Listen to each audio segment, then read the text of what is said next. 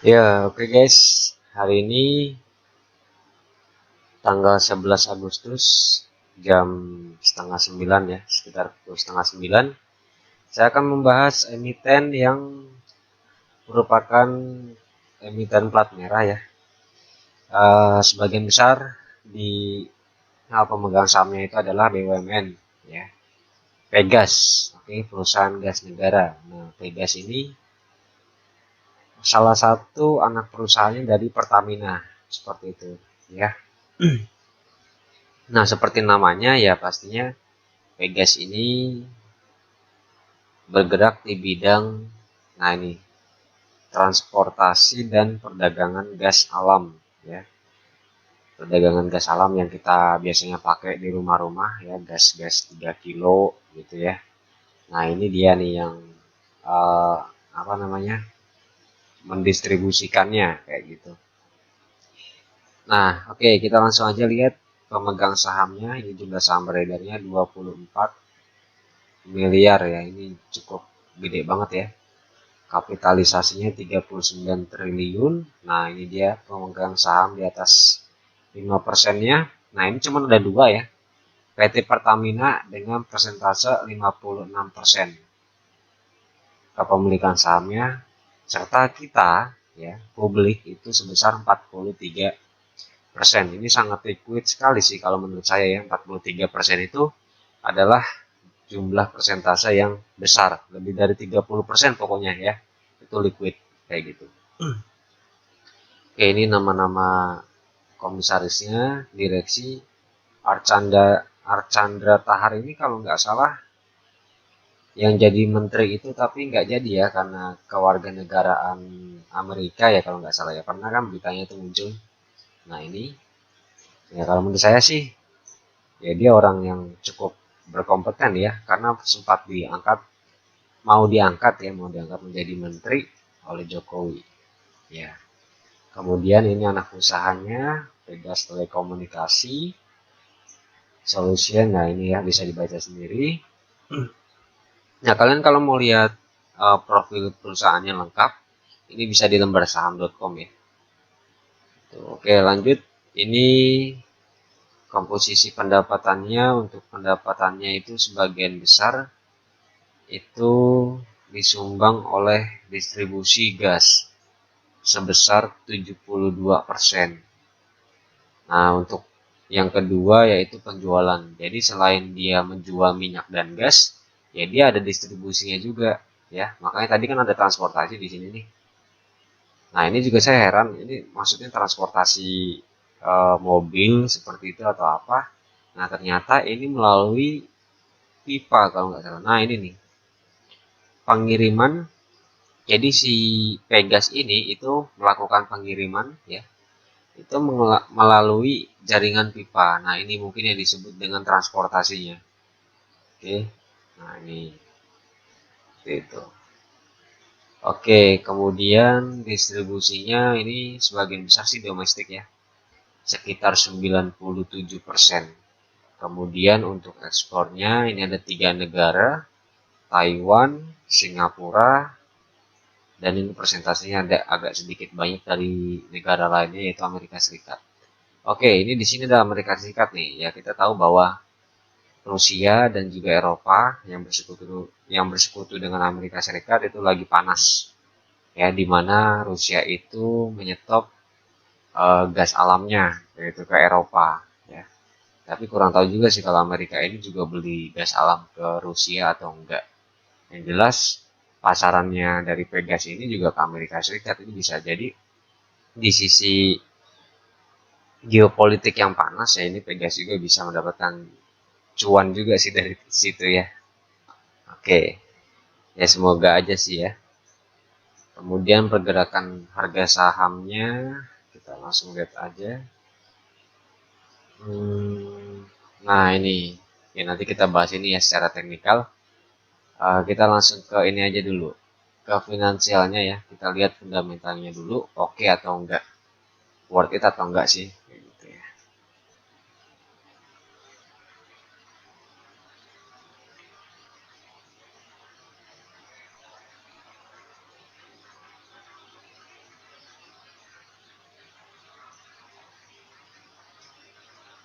Bentar ya, ini yang ke nge-lag nih.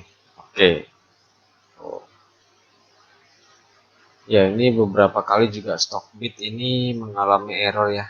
Kayaknya saya bakal ganti sekuritas sih.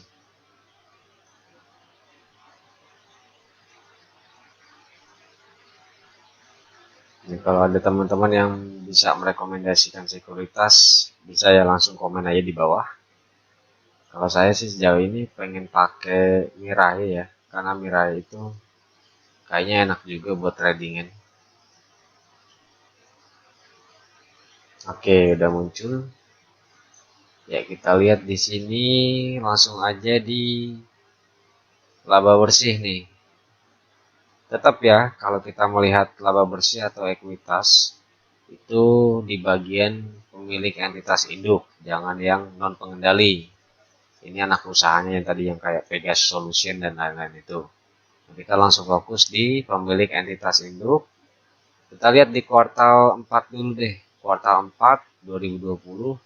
Nah, ini dia mengalami kerugian. Kita lihat coba sebelumnya. Oh ya, kuartal 2 juga rugi ya nih 2020. Hanya kuartal 1 dan kuartal 3 nih yang untung. Ya, sebagian besar emiten sih di tahun 2020 itu ya kebanyakan mengalami kerugian ya. Karena apa? Karena ya ada pandemi COVID itu. Yang diuntungkan dari situ justru di emiten uh, health ya, healthcare gitu ya. Kayak kimia farma apa namanya? Ya pokoknya emiten kesehatan lah gitu ya. Yang diuntungkan kalau emiten-emiten seperti ini Pegas begitu karena mungkin rakyatnya juga sedang mengalami kesusahan, kemudian pembelian gas juga berkurang mungkin ya. Nah, itu juga bisa jadi uh, di sini mengalami kerugian ya. Nah, ini terdampak di sini. Kita lihat di kuartal 1 2021.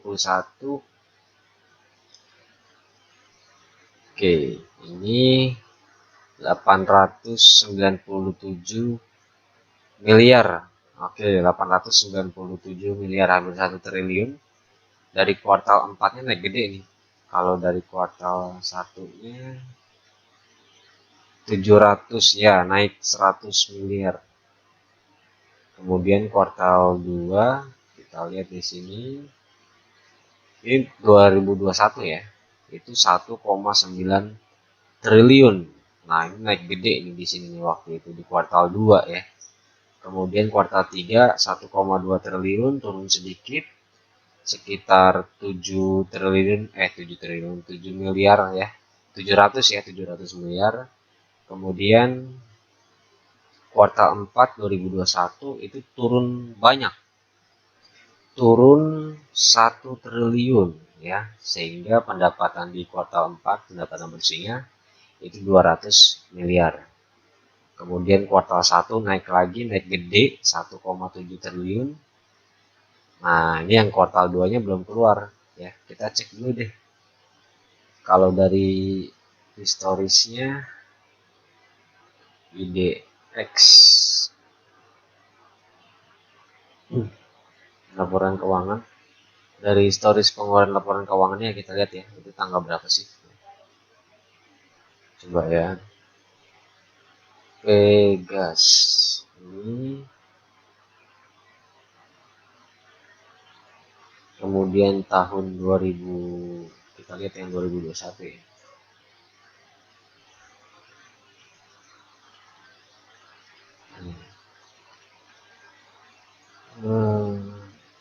Sebentar ya. Pegas. Oh ya, di sini 2021 kuartal 2. Nah, ini dia. Tanggal 30 September ya, kurang lebih kemungkinan sama tanggalnya. Ya, tanggal pengeluarannya sama di September tanggal 30 ini, berarti masih lama banget ya. Sekitar 1 bulan lebih lah ya. Oke. Kita balik lagi ke sini. Ya, kuartal 3 ini, kuartal 1 ini. Oke, dari ekuitas selama dia positif ya, guys.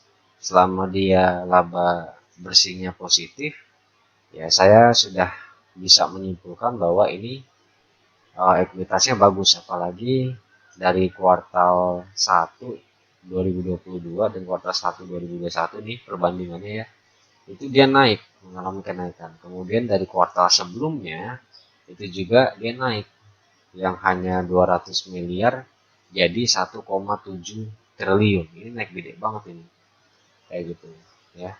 Dan kita lihat kalau dari segi historisnya di 2021 ini 1,9 dan kuartal satunya 800. Dari kuartal 1 ke kuartal 2 itu juga naik gede, kayak gitu. Dan kemungkinan ya kita berharap aja sih ya, berdoa bahwa kuartal 2-nya itu juga lebih bagus daripada kuartal 1. Nah, ini juga kan fase pemulihan ya setelah pandemi Covid kayak gitu. Di 2020 dia jeblos, kemudian 2021 dia sudah mengalami perbaikan. Nah, dengan ya kalau sekarang sih saya nggak tahu sih di kota kalian kayak gimana, tapi kalau di sini ya Covid itu udah mulai mereda ya, meskipun ada beberapa kasus yang muncul, tapi tidak separah ya, tidak separah yang lalu-lalu seperti itu. Dan perbaikan ekonomi pun juga sudah mulai terjadi ya. Ditambah kemarin juga saya baca berita bahwa ekonomi Indonesia itu tumbuh 5%-an kayak gitu, dan itu bagus banget loh. Gitu. Jadi sudah ekonomi pun juga sudah mulai pulih sebetulnya. Dan emiten-emiten yang tadi awalnya jeblos di tahun 2020 itu sudah mulai kembali naik seperti itu. Jadi diharapkan ini juga naik juga nih Pegas. Ini dari segi ekuitas itu kuartalan ya, itu naik dari kuartal 4 ke kuartal 1 naik. Kita lihat nanti, kita tunggu di kuartal 2 seperti apa. Kemudian QNQ dari kuartal 1 2021 dan kuartal 1 2022 itu juga mengalami kenaikan. Oke, kita langsung aja lihat di sini. IPS kuartalannya itu 70 ya. Ini 9, ya ini dia sedikit banget ya labanya, makanya IPS-nya juga kecil, 1,2 triliun. Oke. Nah, di sini dia gede nih. Di kuartal 2 2021. Ya kita harapkan kuartal 2 2022 juga naik gede ya dari kuartal satunya ini. Seperti itu. Kemudian dari pernya 20 kali kuartalan ya, tapi ini lebih dari 15 itu biasanya sih ya normal lah ya, normal. Ini kalau kuartalan itu bisa sampai 25 sampai 30 itu masih ditoleransi sih. Ya itu bagus, tapi tidak terlalu wow juga kayak gitu loh. Tapi juga nggak jelek seperti itu ya. Karena ini ya normal lah sih. Kemudian ROE-nya 5 karena ini kuartal 1, berarti 5 kali 3 15%. Ya itu normal juga, nggak terlalu wow juga, tapi tidak jelek juga ya, seperti itu. Jadi ya bagus, tapi nggak terlalu bagus banget sih kayak gitu ya, tapi masih positif seperti itu. Nah, ini ROE-nya. Oke, langsung aja kita lihat di, nah ini ya, jadi dari segi fundamental sih bagus, tapi tidak terlalu bagus banget, dan nggak jelek juga kayak gitu loh ya. Jadi mungkin sedang mengalami yang namanya perbaikan karena dari pandemi. Nah, ini sudah mulai perbaikan ekonomi nih, seperti itu. Oke, lanjut kita ke analisa teknikal. Jadi dari segi fundamentalnya nggak jelek juga ya, tapi juga nggak terlalu wow juga ya. Kita langsung, ini kemarin saya coret-coret dan betul saja ya, kemarin sempat saya singgung ya, nggak saya bikin video sih, saya cuma gambar-gambar. Dia akan tembus di sini nih, 1700-an. Nah, di sini kan, saya gedein dia. Nah, di sini nih, 1700-an. Nah, itu sudah tercapai. Kemudian kalau saya lihat di sini, dia membentuk cup and handle. Ya, saya suka banget nih yang apa namanya, emiten-emiten yang grafiknya ini membentuk cup and handle dan double bottom. karena itu sudah pasti nanti setelah terbentuk cupnya, handle-nya ini dia langsung ke atas nih. Target price selanjutnya di sini lagi ya. Kalau dia bisa menembus ini, pemberhentian selanjutnya itu ada di 1800-an di area sini ya. Ini resistnya dia sebelumnya nih di sini. Ya sejauh ini sih kalau saya itu hanya bisa menggambarkan target price sampai sini aja karena kuartal 2-nya itu belum muncul ya. Belum muncul, tapi kalau kuartal 2-nya itu moncer lagi ya dia bisa naik ke atas, bahkan bisa tembus ke 2000-an. Seperti itu. Nah, kalau kita lihat di sini juga ada, saya menggambarkan support-supportnya ya. Di sini ada support pertama.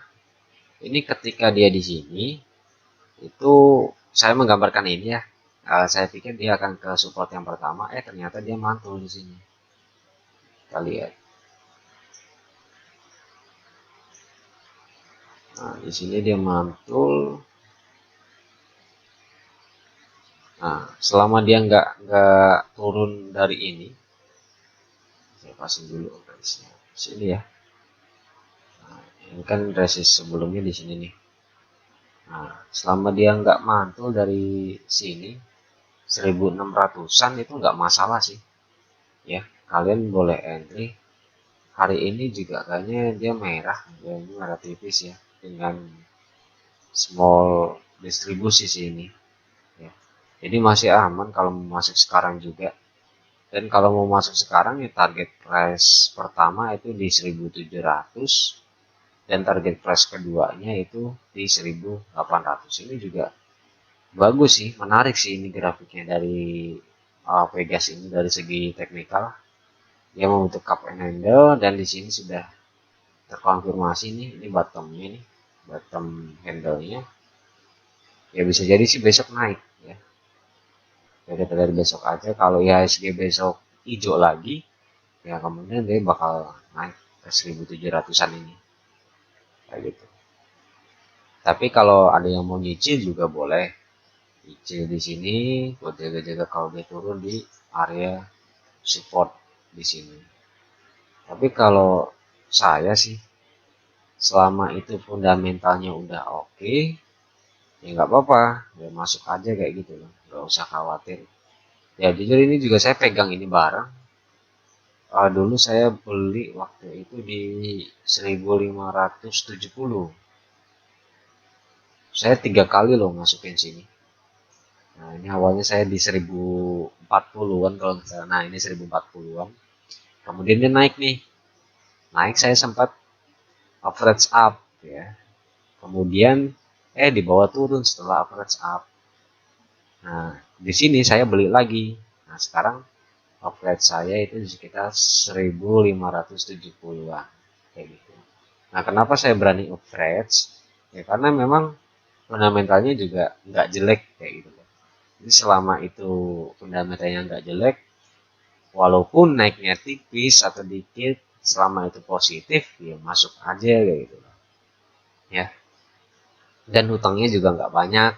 Dan ini salah satu perusahaan plat merah. Artinya ini aset negara.